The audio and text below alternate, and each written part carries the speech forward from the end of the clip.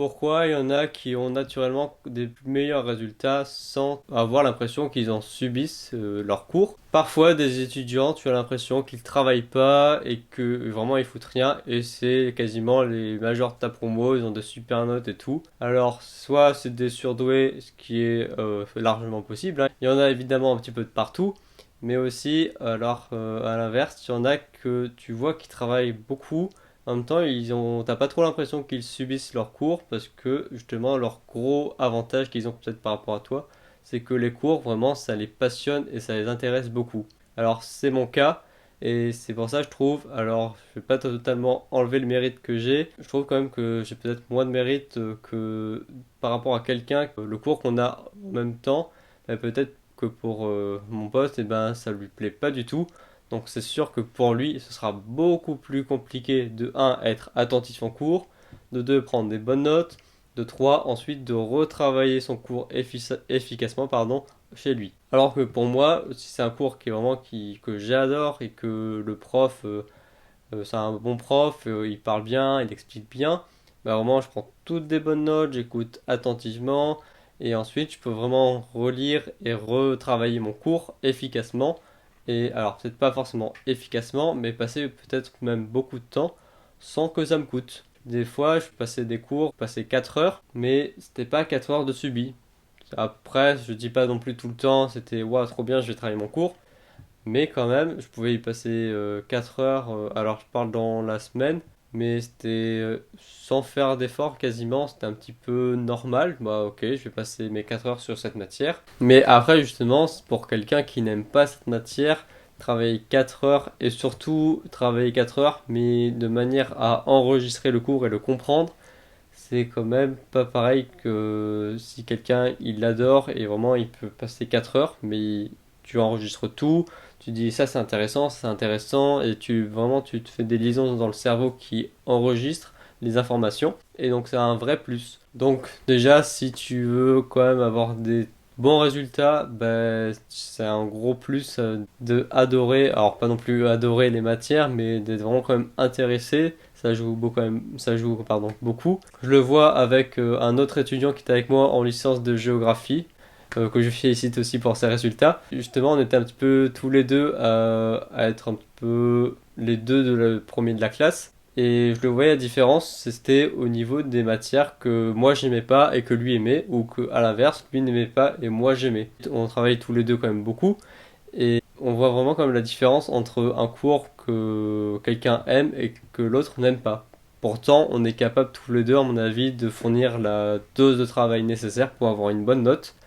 Mais juste le fait, donc c'est quand même très important, mais de apprécier la matière ou de pas l'apprécier, justement, ça joue quand même beaucoup pour tout ce qui est révision, d'enregistrer toutes les informations et ensuite donc d'avoir une meilleure note à la fin. Exemple très concret sur ce semestre 4, c'était il y avait quand même pas mal de matières scientifiques dans ma licence.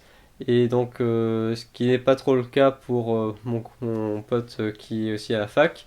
Lui est quand même plus littéraire et géographie humaine, donc c'était des matières qu'il appréciait pas trop, en plus avec une prof qui en demandait quand même vachement beaucoup. Et donc il a été dégoûté par cette prof parce qu'elle enseignait. Moi ça allait parce que les matières elles m'intéressaient.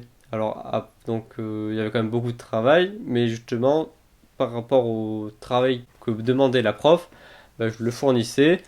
C'était pas tout repos, je l'assume, mais vraiment c'était même parfois compliqué.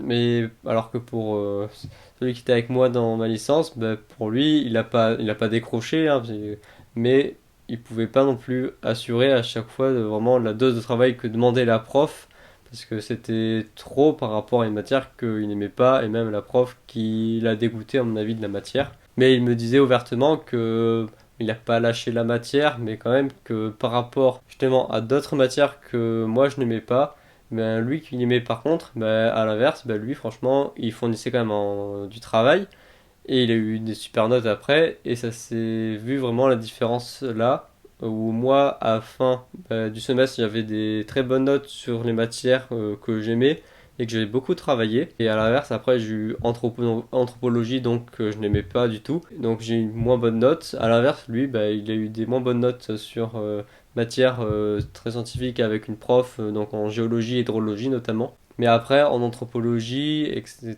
eh ben, il y a eu quand même des meilleures notes. Mais ça se joue juste, je pense quand même, du fait de savoir si tu aimes ou non la matière. Là, c'est spécifiquement pour des matières, parce que on aime globalement, à mon avis, tous les deux notre licence. Mais après, c'est aussi sur le cas pour ta licence en général. Donc c'est sûr, si tu as juste 50% où tu dis ah ouais je viens en cours, je suis quand même content, bah c'est déjà 50%, c'est bien. Mais après c'est sûr par rapport à quelqu'un qui vient quasiment 90% des cours, il se dit trop bien, je viens en cours, je vais apprendre quelque chose de nouveau, qui vient en cours vraiment avec une bonne humeur et dans la soif d'apprendre quelque chose de nouveau qui l'intéresse, bah c'est sûr, c'est pas du tout la même chose. Je le remarque très bien aussi par rapport à moi-même, où en école d'ingénieur, j'allais en cours la boule au ventre quasiment, bon pas au tout début, mais après oui. Et juste, j'attendais que le cours passe parce que ça m'intéressait pas, je comprenais pas, et vraiment, j'avais juste envie d'être tout sauf ici, dans le cours.